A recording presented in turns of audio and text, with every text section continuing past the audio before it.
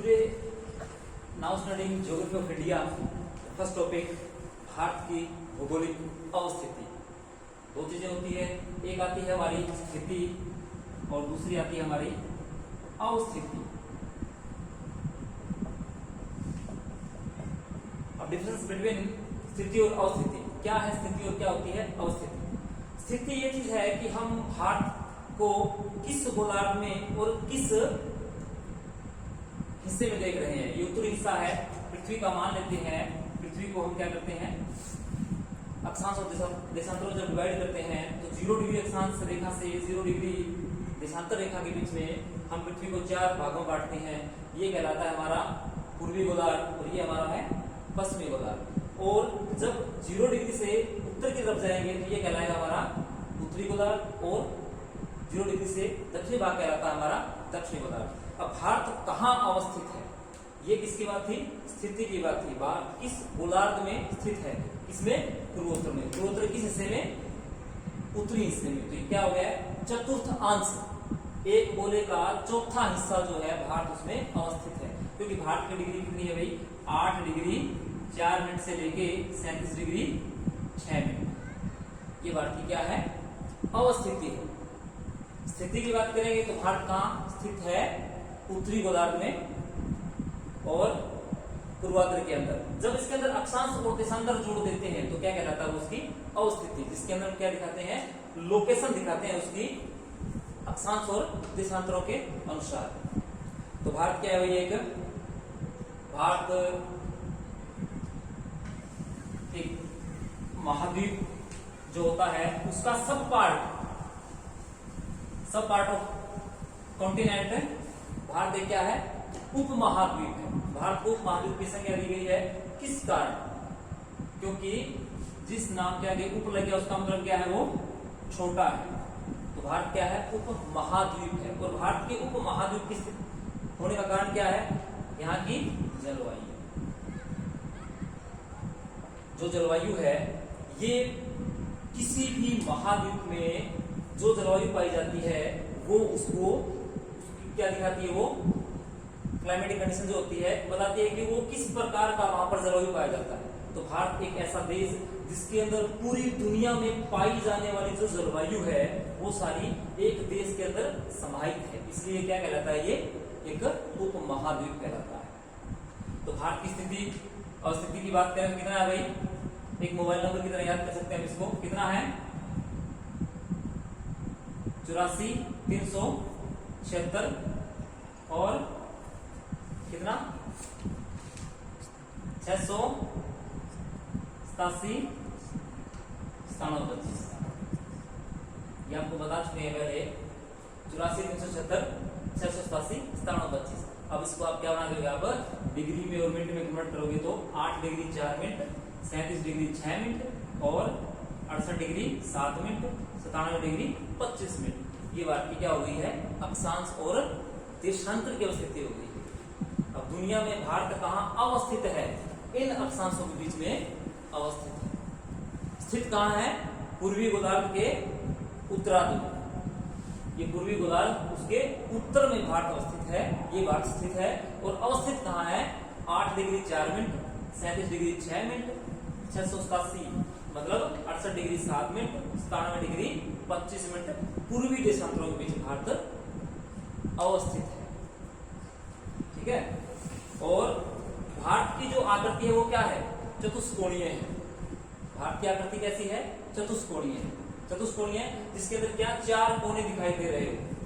इसके अंदर 4 कोने बने हो, वो चतुष्कोणीय आकृति है। भारत की जो आकृति है देखते हैं तो इस प्रकार से लद्दाख से लेके कहाँ मिलता है? ये गुजरात में, गुजरात से कन्याकुमारी, कन्याकुमारी से कहाँ मिलता है? ये अरुणाचल प्रदेश, और अरुणाचल प्रदेश से कहाँ मिलेगा? सीधा ये लद्दाख से फिर मिल जाता है।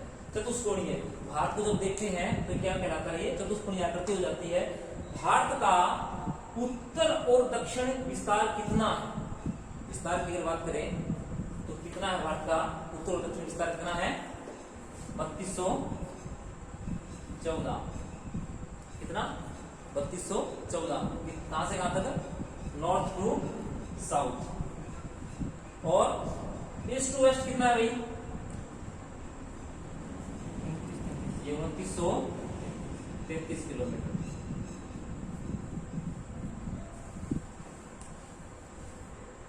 भारत का सबसे पूर्वोत्तर बिंदु क्या कहलाता है? कीबीथु, जो क्या है भारत की एक छावनी है। भारत का एक नगर है लेकिन यहाँ जनसंख्या नहीं है। ऐसा कौन सा नगर है जहां पर जनसंख्या नहीं है? कौन सा नगर है? कीबीथु। ये क्या है? एक छावनी नगर है जहां क्या पाई जाती है? सिर्फ आर्मी पाई जाती है। अरुणाचल प्रदेश का सबसे पूर्वोत्तर जो बिंदु है वो कीबीथु का क्या है? छावनी नगर है। और भारत का सबसे पश्चिमी बिंदु कौन सा है? गोरमाता या गुआर माता। ये कहां पाया जाता है भाई? सौराष्ट्र गुजरात के अंदर, जो भारत का सबसे पश्चिमी बिंदु है। और किसके अंदर है? ये कच्छ के रण के अंदर है। कच्छ का रण किसके लिए फेमस है भाई? कच्छ का जो रण है वो किसके लिए फेमस है? कच्छ का रण जंगली गधों के लिए फेमस है। दुनिया में जंगली जो गधे सबसे ज्यादा कहां पाए जाते हैं? कच्छ का रण में पाए जाते हैं। और यहीं से होकर के 24 डिग्री सर्क्रिक लाइन गुजरती है, जो विलियम क्रिक ने भारत और पाकिस्तान के विभाजन के समय लगाई थी। ये जल के ऊपर, क्योंकि दलदली जो भाग है, जब जल की अधिकता हो जाती है तो दलदली भाग ज्यादा हो जाता है, तो लाइन जो थी वो क्या करती है भाई? वाटर के ऊपर खिसक जाती है, इधर से उधर चली जाती है। ये भारत का सबसे विवादित क्षेत्रों में आता है। जो भारत की आर्मी है कहां पर? कच्छ के रण के अंदर कंटिन्यूटी बनाई गई, लगातार वहीं पर रहती है। वहां पर 3 से 4 फुट पानी लगातार और नमकीन पानी है, वहां पर आर्मी फिर भी स्टेबल है।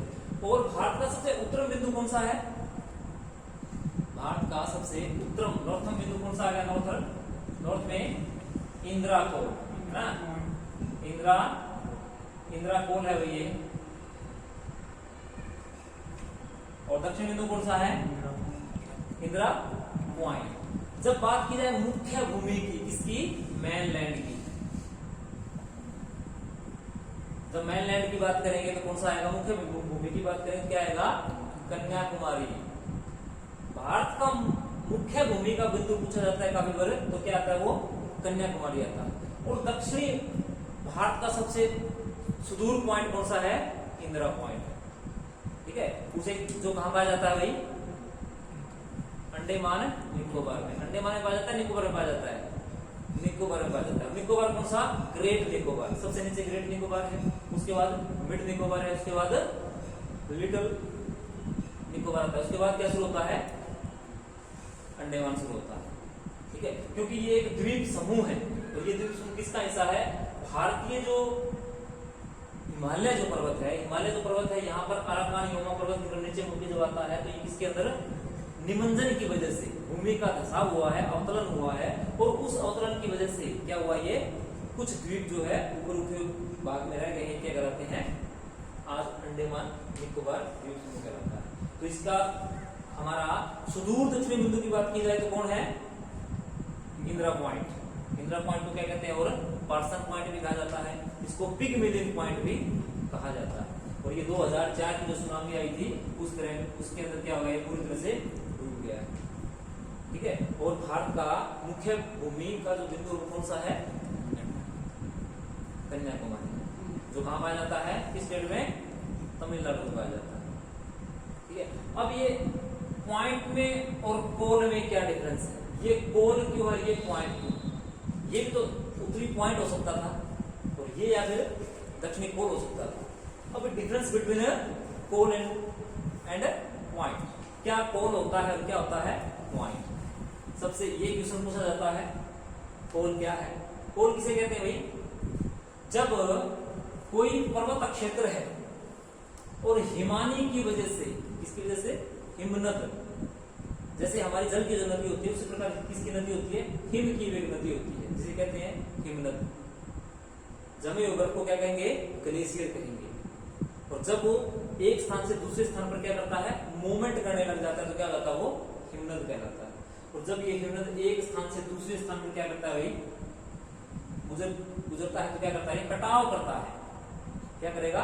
कटाव करेगा। ये कोई पर्वत श्रृंखला है और इसके बीच में अगर हिमनद गुजरता है, ऊपर से काटना शुरू करता है, धीरे धीरे क्या इसको काटता जाएगा और क्या हो जाएगा, इसके बीच में एक गैप आ जाएगा। उस गैप को क्या कहते हैं, पोल कहते हैं, है ना। इस गैप को क्या कहते हैं, पोल कहते हैं। तो लद्दाख के अंदर भारत की सबसे छोटी सीमा किसके साथ लगती है, अफगानिस्तान के साथ लगती है। लेकिन वो मैप में भारत की छोटी सीमा अफगानिस्तान के साथ लगती है 106 किलोमीटर की, ठीक है। लेकिन क्या है, भारत उसको दिखाता है नक्शे में, इसकी वजह से वर्ल्ड के नक्शे में अगर बात करेंगे, इंडिया के नक्शे में बात करेंगे, तो हम भारत को दिखाएंगे, है ना। भारत की जो असली जो बाउंड्री है ना, हम शो करते हैं कहां पर भाई, भारत की जो असली बाउंड्री क्या है, शो करते हैं हम कहां पर, ये वाली बाउंड्री शो करते हैं। अगर जिस दिन हम इसको शो करना बंद कर देंगे, दिखाना बंद कर देंगे, तो पूरी दुनिया ही मान लेगी कि हमारा हिस्सा नहीं है। इसको हम दिखाएंगे, ये विवादित क्षेत्र है, इसको दिखाना नहीं छोड़ सकते हम। इसको दिखाना छोड़ देंगे तो क्या पूरी दुनिया मान लेगी कि हमारा हिस्सा है ही नहीं, ठीक है। तो ये यहाँ पर भारत केटू के थोड़ा साइड जाते हैं, तो यहाँ पर इंदिरा कोल है, जो भारत का सबसे क्या है, उत्तरी बिंदु है। और ये सीमा है यहाँ से यहाँ 106 किलोमीटर की सीमा, ये किसकी सीमा, अफगानिस्तान की लगती हुई भारत की सीमा है। अब ये भारत से डायरेक्ट लिंक में नहीं है, लेकिन मैप में हमारी सीमा क्या करती है, टच करती है। कुछ राइटर्स को दिखा देते हैं और कुछ राइटर्स को नहीं दिखाते हैं, क्योंकि ये विवादग्रस्त क्षेत्र है। आज ये किसके हिस्से में आया हुआ है पार्ट, ये पाकिस्तान के हिस्से में आया है, पीओके, पाक ऑक्युपाइड कश्मीर। और ये जो पार्ट है हम ये भी शो करते हैं, लेकिन ये किसके हिस्से में चला गया है, ये इस पे किसने कब्जा किया है, चाइना ने कब्जा किया है। इसको क्या कहते हैं, एक्साई चीन कहा जाता है, ठीक है। अब इंदिरा कोल और इंदिरा जो पॉइंट है भारत का अंडमान निकोबार द्वीप समूह के अंदर बिल्कुल सबसे नीचे, और यहाँ पर इंदिरा कोल, इसको इंदिरा कोल इंदिरा पॉइंट ही क्यों कहा जाता है, बहुत बार इंटरव्यू में क्वेश्चन पूछा जाता है, भारत का सबसे उत्तरी बिंदु कौन सा है, इंदिरा कोल है, इसको इंदिरा कोल ही क्यों कहा जाता है। ये बड़ी ऐसी बात, विचित्र बात है। क्या था कि जब भारत के पीएम जवाहरलाल नेहरू देश के ऊपर जब प्रधानमंत्री बने हुए देश के अंदर, तो क्या था, जब इनकी जो बेटी थी वो विदेश स्टडी करने गई, तो जैसे ही विदेश से स्टडी करके लौटी, तो उस समय क्या था, ये सीमा का विवाद बहुत गरमाया हुआ था। और एक विषय चल रहा था क्या, कि भारत की उत्तरी सीमा का निर्धारण और दक्षिणी सीमा का निर्धारण किस प्रकार करें। तो इस उत्तरी सीमा का निर्धारण किया, जो लास्ट पॉइंट आया था, उसने अपनी बेटी से इतना प्रेम था, तो उसने क्या नाम रख दिया इसका, इंदिरा कोल ही नाम इसका नाम रख दिया। पहले सिर्फ क्या था, ये उत्तरी कोल होता था, तो बाद में इसमें क्या बना दिया गया, इंदिरा कोल बना दिया गया। इंटरव्यू में ऐसे क्वेश्चन पूछ लिए जाते हैं, नॉर्मली क्वेश्चन है, लेकिन जब नहीं आए तो क्या नॉर्मल होगा, क्या नॉर्मल है, ठीक है ना। तो ये भारत की होगी हमारी स्थिति और अवस्थिति। अगर बात करें भारत किन अक्षांशों में मध्य स्थित है, हमने स्टडी किया, किन देशांतरों में भी स्थित है, स्टडी किया। अब ये जो देशांतर है, भारत जो अक्षांश रेखा है, इसकी बात करें अक्षांश रेखा, तो कौन सी अक्षांश रेखा जो भारत को दो भागों में डिवाइड करती है, कौन सी अक्षांश रेखा है, 23.5 डिग्री, ये अक्षांश रेखा है। इसको क्या कहते हैं भाई, कर्क रेखा कहा जाता है। ये भारत के बिल्कुल मध्य से होकर गुजरती है, और भारत के कौन से कितने स्टेटों से गुजरती है कर्क रेखा, 8 राज्यों से गुजरती है। सबसे पहला कौन आता है, गुजरात आता है। उसके बाद कुछ पार्ट किसका आया, मध्य प्रदेश का आता है। ये कर्क रेखा यहाँ से गुजरती है, गुजरात के भुज से होकर के, भुज है यहाँ पर, गुजरात के भुज, उसके बाद मध्य प्रदेश का थोड़ा सा पार्ट आता है, फिर राजस्थान का थोड़ा पार्ट आया, गुजरात के बाद राजस्थान, मध्य प्रदेश, उसके बाद ये छत्तीसगढ़ है, फिर झारखंड है, फिर पश्चिम बंगाल है, उसके बाद ये पीछे बांग्लादेश आ जाता है, उसके बाद कौन आया, त्रिपुरा और मिजोरम। तो इसको याद करने का आसान तरीका क्या है भाई, गुजरा राज मतलब गुजरात राजस्थान, मध्य से 36 से होकर पश्चिम में त्रिपुरा और मिजोरम के बाद गुजरा राज, यानी राज जो है गुजरा है, गुजरा राज मध्य से, ठीक है ना, मध्य से 36 से होकर पश्चिम में मिजोरम और त्रिपुरा के बाद। इसको याद करने का तरीका है, तो भी इसकी शॉर्ट ट्रिक्स है कुछ याद करने की, लेकिन आपको जैसे इजी लगता है आप इसको याद कर सकते हैं। तो ये भारत को कितने भागों में डिवाइड करती है? 2 भागों में बांटती है। इसमें 2 चीजें हो जाती है, इससे ऊपर की तरफ जाते हैं तो कौन सा वो हो जाता है हमारा, ये कौन सा पार्ट आ गया, कौन सी मानसून, इसको कहते हैं भाई उष्ण कटिबंधीय। मतलब इससे ऊपर जाएंगे तो क्या होगा हमारा, कौन सा शीतोष्ण कटिबंधीय, उष्ण कटिबंधीय, शीतोष्ण कटिबंधीय, क्योंकि यहाँ पर शीत और उष्ण दोनों पाए जाते हैं। गर्मियों में ज्यादा गर्मी पाई जाएगी और सर्दियों में ज्यादा सर्दी पाई जाती है। तो कौन सा पार्ट हो गया, उत्तरी भाग शीतोष्ण कटिबंधीय। और नीचे वाला भाग क्या कहलाता है, 0-23 डिग्री रेखा से नीचे, कर्क रेखा के नीचे का जो भाग है क्या कहलाता है, उष्ण कटिबंधीय, या तो फिर इसको कोषण कटिबंधीय भी कहा जाता है। और कोषण कटिबंधीय क्यों है, क्या रीजन हो सकता है कोषण का? 2 रीजन। एक तो क्योंकि 0 डिग्री से लेकर 23.5 डिग्री जो अक्षांश रेखा है, इसके ऊपर मोस्टली क्या रहती है भाई, सूर्य की किरणें क्या पड़ती है, सीधी पड़ती है।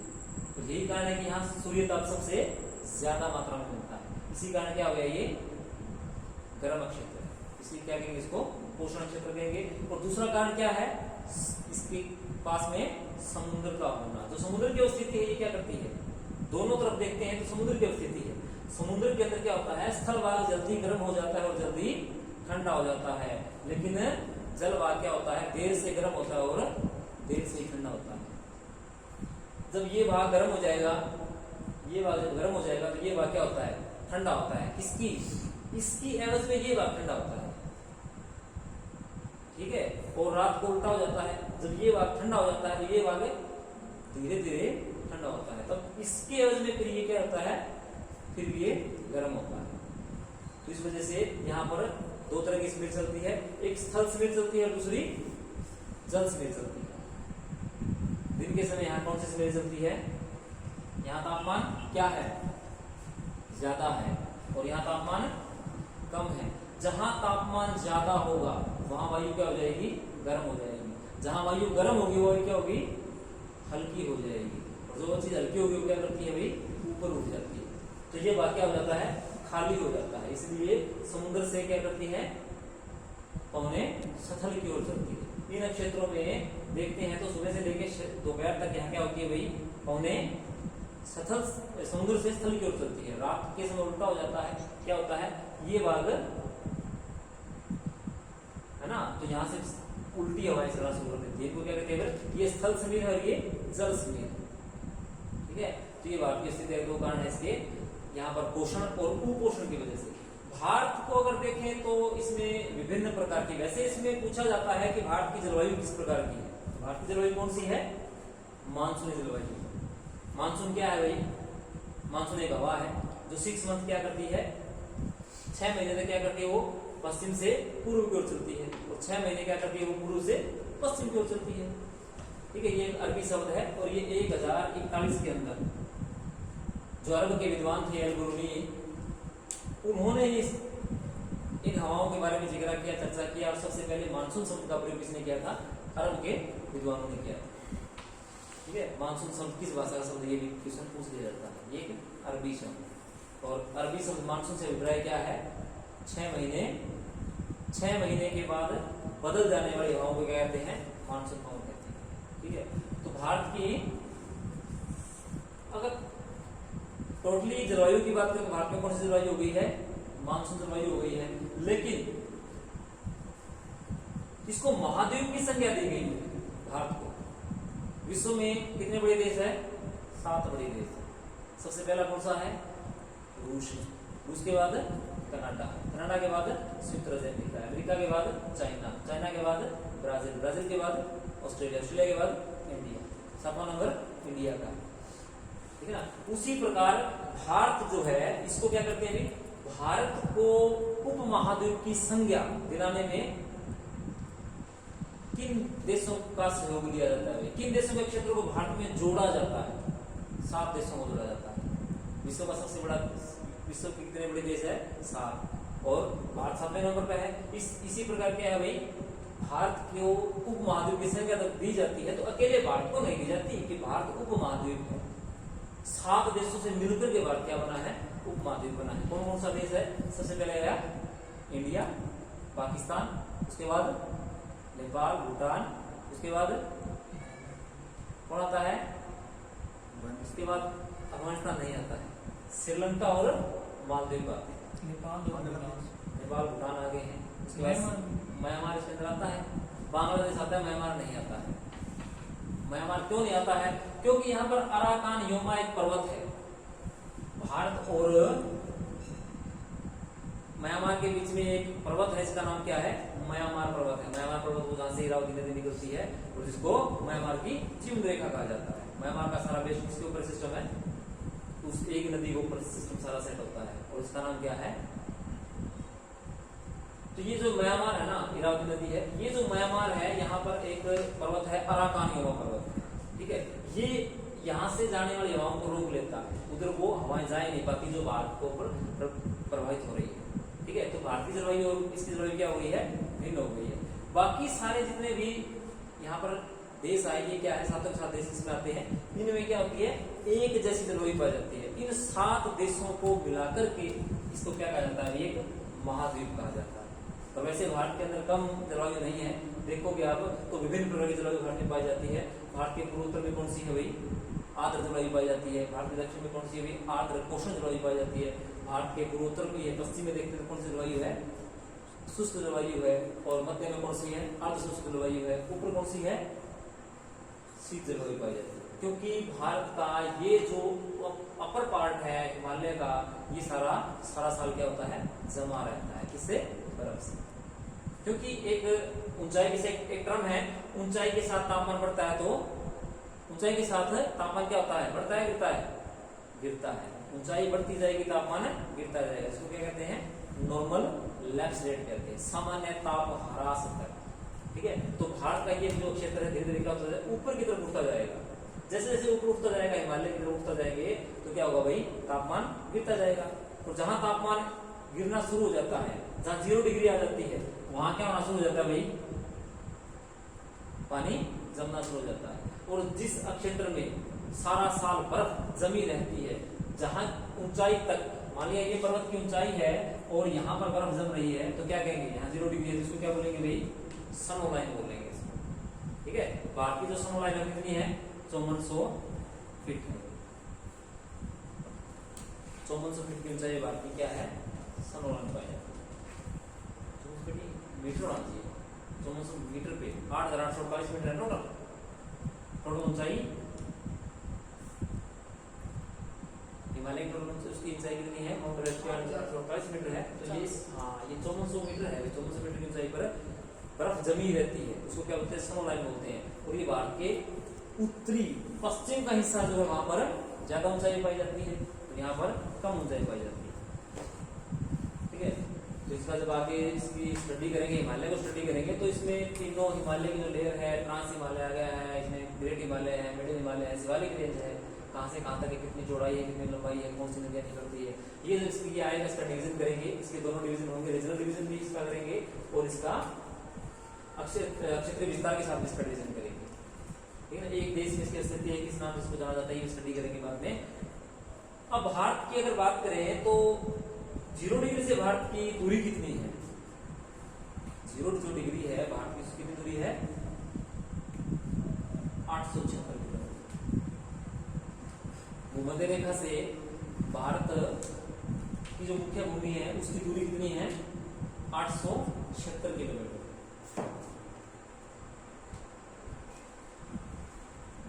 ठीक है।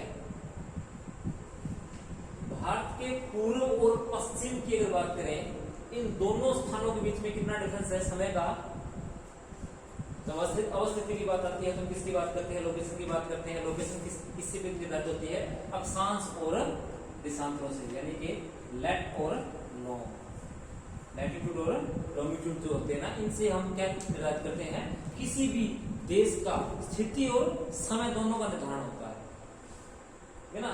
लैटिट्यूड और लॉन्गिट्यूड की बात करते हैं तो भारत का यामोत्तर क्या है, यामोत्तर वो जगह होती है जहां से हम पूरे देश का समय निर्धारित करते हैं, इसको हम क्या लिखते हैं भाई, IST, इंडियन स्टैंडर्ड टाइम। एक होता है GMT, ये लिया कहां से जाता है, GMT से, Greenwich main time, Greenwich main time, Greenwich marine time, और भारत का क्या है IST। हर एक देश का एक यामोत्तर है जो पूरे देश की क्या करता है, स्थिति जो है, समय जो उसको निर्धारित करता है। तो भारत का यामोत्तर कौन सा है, 82.5 डिग्री पूर्वी पूछा जाए, 82 डिग्री पश्चिम, 82 डिग्री उत्तर, 82 डिग्री दक्षिण, क्योंकि 82 डिग्री देशांतर को बिना उत्तर होता है ही दक्षिण होता है। वो क्या होता है, पूर्व होगा या पश्चिम होगा। ये 4 टर्म दे दी जाए ना तो उसमें पजल हो जाते हैं कि इसमें लिखे क्या आगे। तो ये क्या आता है 82 डिग्री पूर्वी, क्योंकि हम किसके जो 0 डिग्री जो है उससे प्लस में चलते हैं, कितना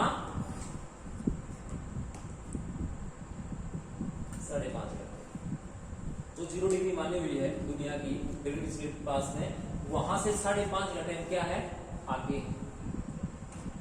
है ना। जो वहां के 12 बजेंगे हमारे यहाँ 5:30 बजे होंगे मॉर्निंग के, क्योंकि हम आगे हैं, हम पहले आते हैं, वो बाद में आते हैं।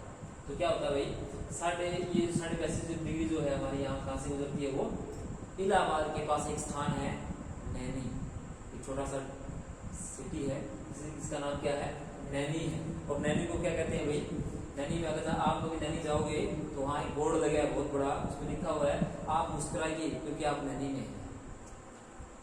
क्योंकि भारत का जो समय निर्धारण करने वाला स्थान है आप वहां हो, ठीक है ना। तो भारत यहाँ से यहाँ कितना डिफरेंस है भारत का 2 आवर है ना, कितना 2 घंटे का, 2 घंटे का है। यहाँ से यहाँ का समय देखें तो कितना है 2 घंटे का अंतर आता है। अगर भारत को 2 स्टैंडर्ड टाइम मान लिए जाए तो क्या होगा, आप देख लोग पहले छुट्टी कर जाएंगे, यहाँ पे लोग पहले ज्वाइन कर जाएंगे, ठीक है। यहाँ उल्टा सिस्टम हो जाएगा देश का, एक ही देश के अंदर 2 समय निर्धारित नहीं किए जा सकते। लेकिन रसिया, कनाडा और अमेरिका जैसे जो बड़े देश हैं वहां पर 6, 7 और 8, रसिया के अंदर 11 टाइम जोन थे। रसिया को डिवाइड कर दिया गया, कितने टाइम जोन बच गए हैं, एक देश के लिए एक टाइम जोन बचा हो गया, ठीक है। क्योंकि उससे क्या हो जाता है फिर समय आगे पीछे हो जाता है, और समय जब आगे पीछे हो जाता है तो जो फ्लाइटें जो होती है ना उनका समय निर्धारित नहीं कर पाते हैं, ट्रेन है उसका समय निर्धारित नहीं कर पाते हैं, ठीक है। तो इसलिए क्या कहते हैं एक ही समय यामोत्तर माना जाता है किसी देश के लिए। और भारत का ये जो 23.5 डिग्री का जो पार्ट है इसकी बात करें तो यहाँ केरल का जो भाग है त्रिवेंद्रम, यहाँ पर सबसे बड़ा दिन और सबसे छोटा दिन जो होता है ना उसके बीच में कितना अंतर है, ओनली 45 मिनट, सिर्फ 45 मिनट का अंतर आता है। सबसे बड़ा दिन कितने घंटे का है, सबसे छोटा दिन कितने घंटे का है, उनके बीच में सिर्फ 45 मिनट का ही डिफरेंस है। अगर बात करें लद्दाख की, इंदिरा कोल पे अगर बात करें बैठ के तो अंतर कितना हो जाता है भाई 5 घंटे का हो जाता है। यहाँ पर सबसे बड़े दिन और सबसे छोटे दिन के बीच में अंतर कितना है 5 घंटे का अंतर आता है। तो ये भारत की स्थिति और लोकेशन जो है बहुत ही मोस्ट इंपोर्टेंट टॉपिक है। और भारत का अगर भौगोलिक विभाजन किया जाए, एक होता है प्रादेशिक विभाजन, प्रदेशों का अध्ययन करना, रीजनल स्टडी कहते हैं। एक ज्योग्राफिकल स्टडी होती है भौगोलिक अध्ययन।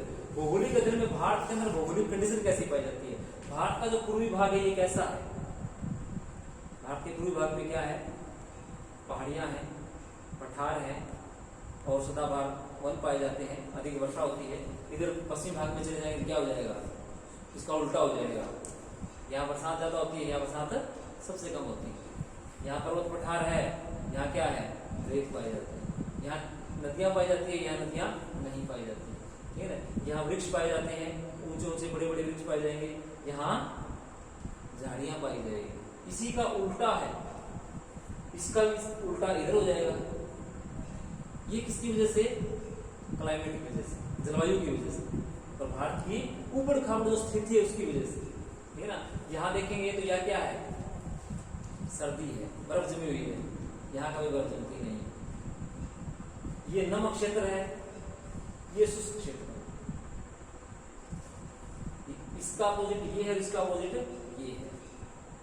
यहाँ पानी की अधिकता है, यहाँ पानी की कमी है। ग्लेशियर पिघलते हैं, नदियां निकलती हैं, लेकिन यहाँ पानी की बहुत ज्यादा अधिकता है, ठीक है। दूसरा यहाँ देखते हैं तो मानसून की सबसे ज्यादा बरसात यहाँ होती है। यहाँ लाहौल स्पीति लद्दाख का एक ऐसा स्थान जहां पर केवल 20 सेंटीमीटर से कम वर्षा होती है, जिसको क्या कहते हैं भाई, लाहौल स्पीति। एक राइटर ने एक चैप्टर लिखा हुआ है स्पीति की बारिश। स्पीति की बारिश क्यों लिखी गई है भाई, इतना फेमस भी हुआ है, क्यों हुआ, क्योंकि स्पीति में कभी बारिश होती नहीं है, बाई चांस कभी बारिश हो जाती है तो उन लोगों का त्योहार हो जाता है।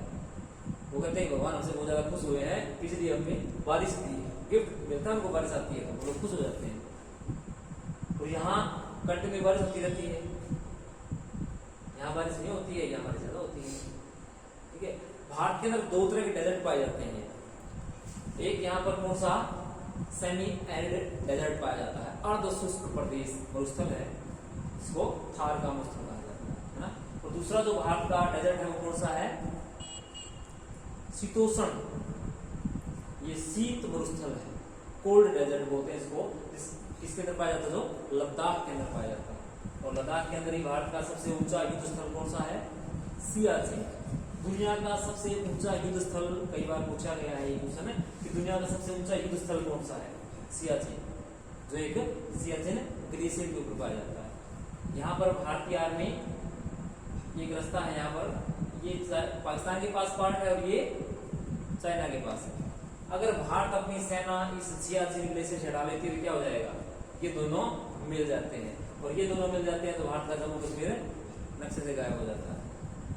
इसलिए भारतीय क्या करते हैं भाई, यहाँ पर 4 से 4.5 करोड़ रुपये पर डे का खर्चा आता है भारतीय सेना का यहाँ निवास स्थान करने के लिए। यहाँ बड़े बड़े बैंकर हैं, बड़ी सीमाएं हैं, ऐसा सीन होता है। जितने भी जो आर्मी में लगने वाले लोग हैं सबसे पहले उनकी ड्यूटी यहाँ आती है।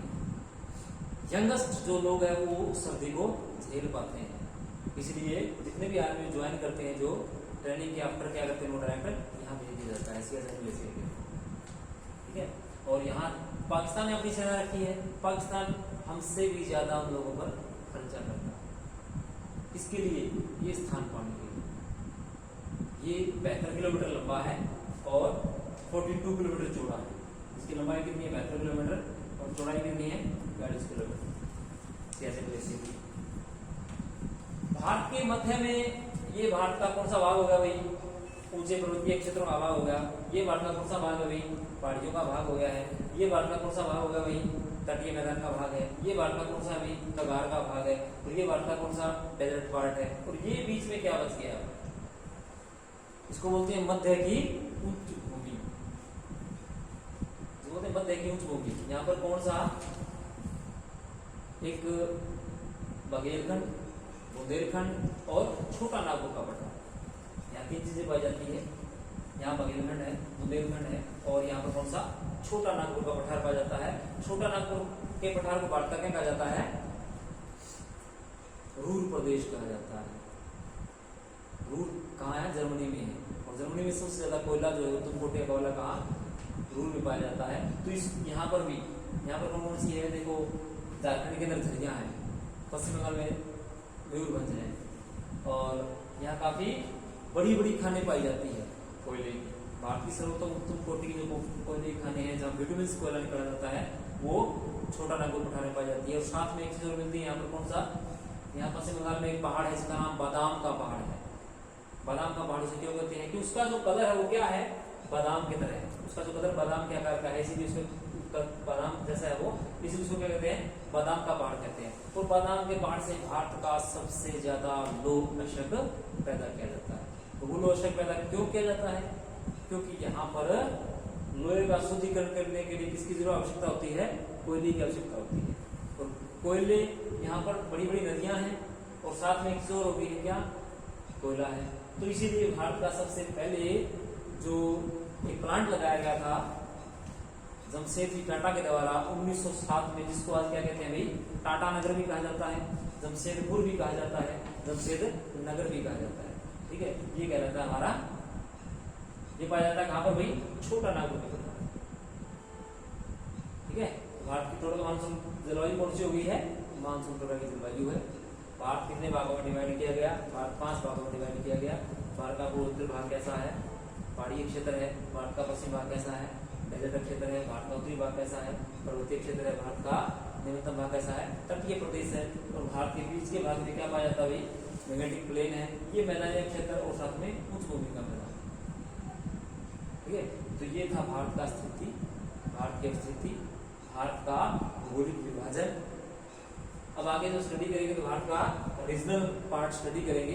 सबसे अपर पार्ट क्या है, उसमें क्या क्या डिफरेंस पाया जाता है, क्या क्या चीजें पाई जाती है, कौन सी नदियां जो है कहाँ से निकलती है, कहाँ मिलती है, उनकी लेंथ कितनी है, कौन कौन सी उनकी सहायक नदियां हैं, ये धीरे धीरे एक वन बाय वन सारे के सारे टॉपिक हम क्लियर करेंगे। ठीक है, यहाँ तक समझ आ गया, कोई परेशानी नहीं है।